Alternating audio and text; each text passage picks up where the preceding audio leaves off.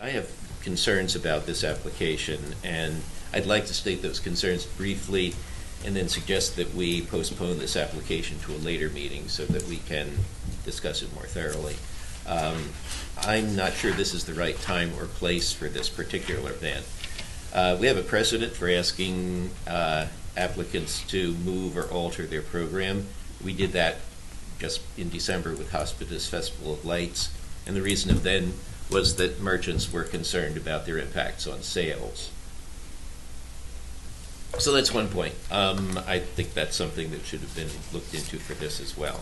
I'm also concerned about what was observed at previous events. I've seen videos and received emails at the council that show overly sexualized performances and behavior, and I'm concerned about harm to the children who are exposed to these. For these reasons, I don't believe this event, as it was constituted in the past, serves the common good of our town, and I would like to see what could be done to find a location that might be more appropriate, and in particular how to prevent the kind of displays that were seen in the past 2 years that I think were not ones that many people want to see in this town, of overly sexualized behavior and children participating in those activities. So I don't know what the best step forward is. I certainly don't want to suddenly, well, not perhaps so suddenly, but to disrupt this council's proceedings, since this is not something we would normally be holding a public hearing on right now. But I will leave that, having stated my concerns, to the rest of the council. I'm quite in. I disagree. I disagree holistically. Mr. Montgomery just said one of the concerns was businesses. I'm not quite sure that that is even a concern. There was a video, okay, from 2022.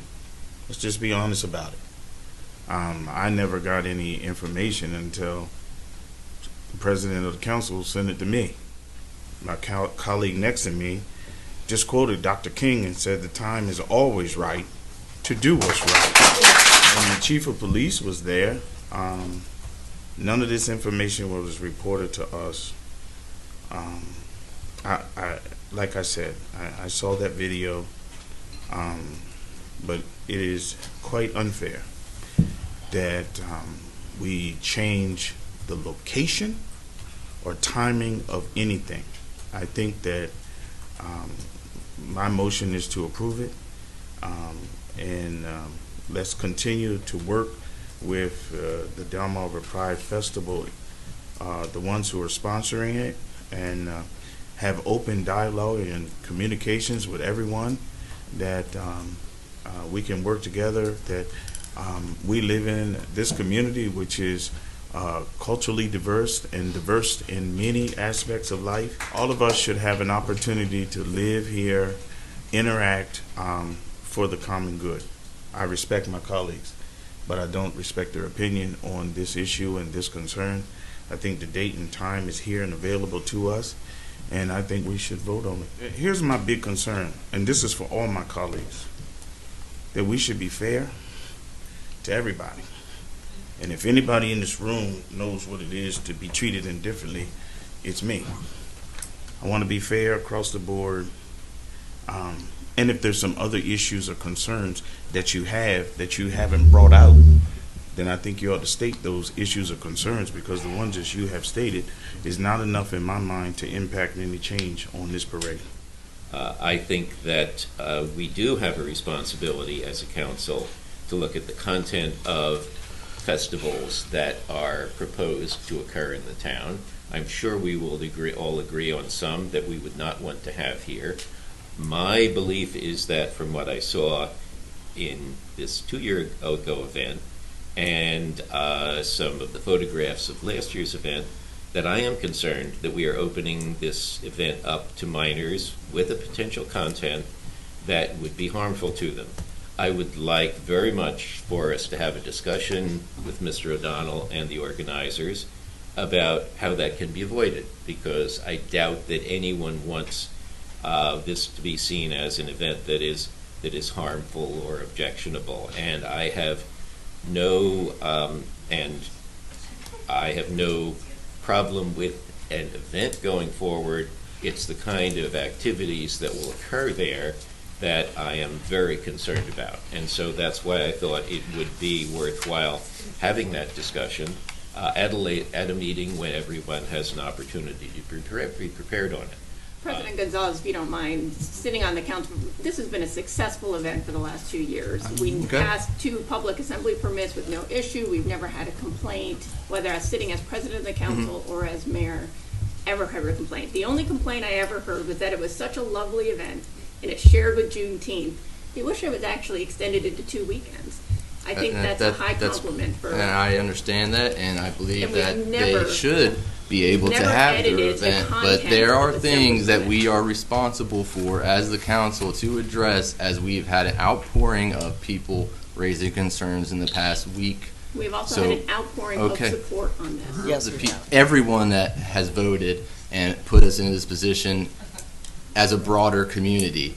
I'd like to make a comment before we vote. While I wholeheartedly disagree with waiting, and I have every intention when we do vote on this to vote in favor of allowing the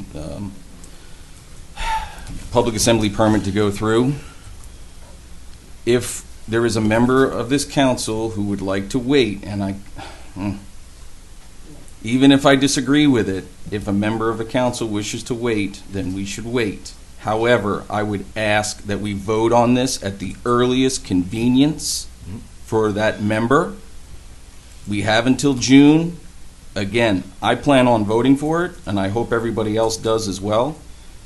But if we are going to stick to this precedent that we're going to allow a member to wait on an issue that they have concerns about, then we need to stick with that. Again, I wholeheartedly disagree.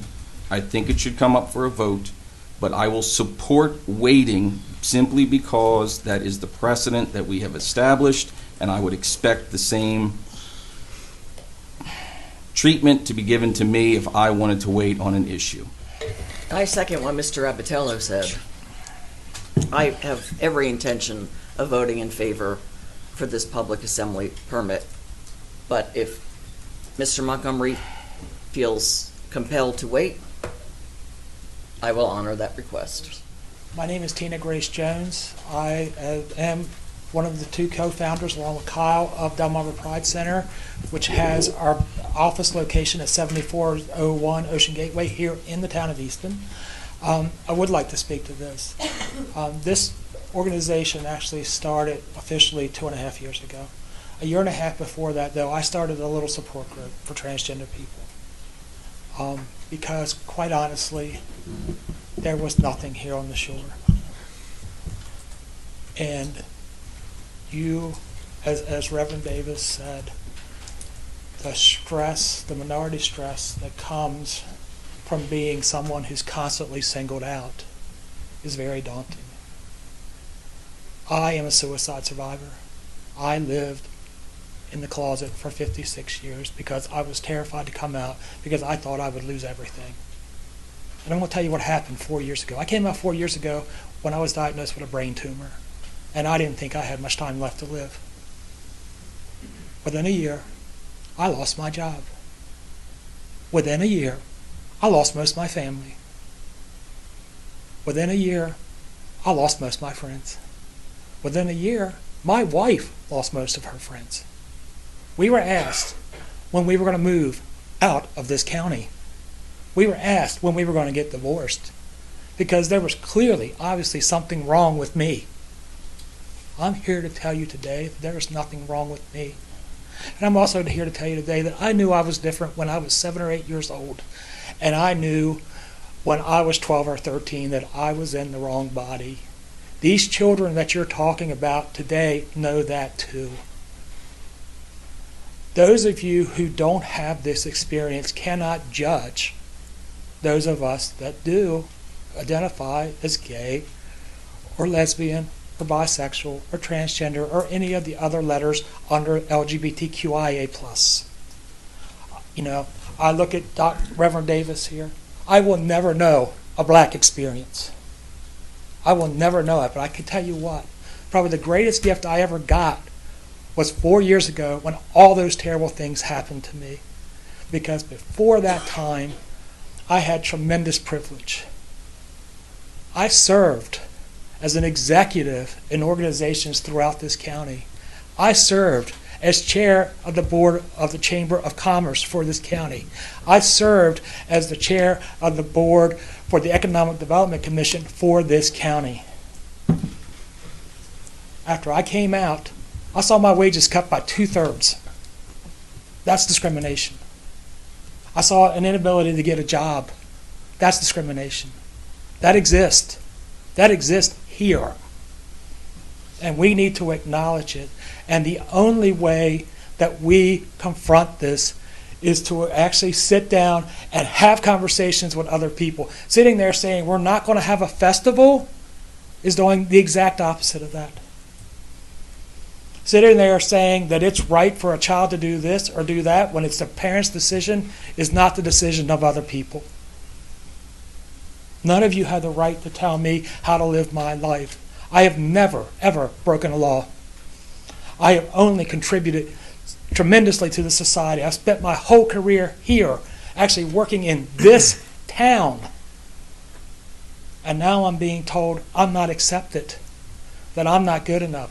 I'm also the person who coordinates the events for the festival. Please, I do feel for you with the experiences that you've shared with us. And just so you know, I have trans family members, so I'm vaguely familiar with what is going on here, and I understand the significant role that suicide faces families. And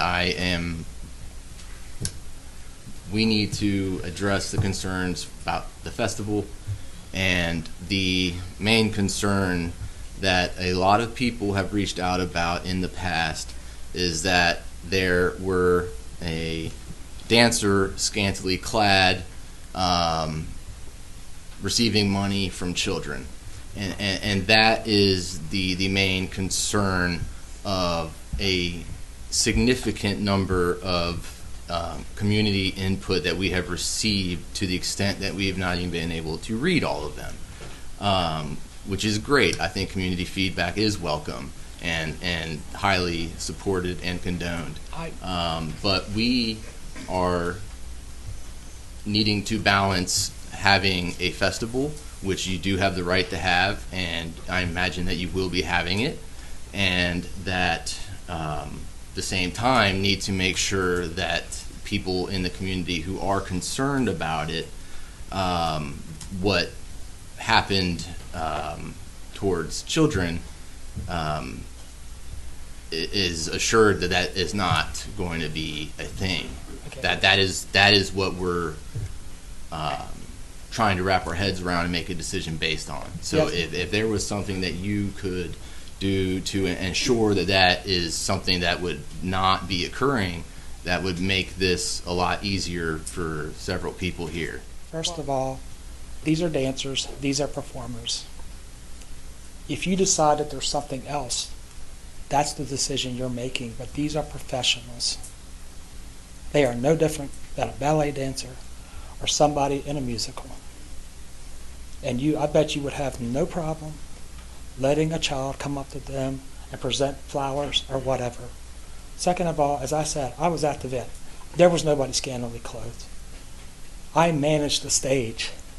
I was within feet of all these people. And I don't know what your definition of scantily clothed is, but is it any different than what we see walking down the street in Easton in a summer day? Is it different? Did it cross? No. Did we have? I would like to know what was the illegal activity that was undertaken. No one said anything illegal happened. It's just these are the concerns that we are receiving from people in town. As much opposition as we are receiving support for your event. So we are trying to handle this the best way possible. Law broken. Then if there's no law broken, then how can you sit there and say you're deferring it for another reason? I do not believe that the performance that I saw, and maybe we should put this up on the board so we can all discuss it, but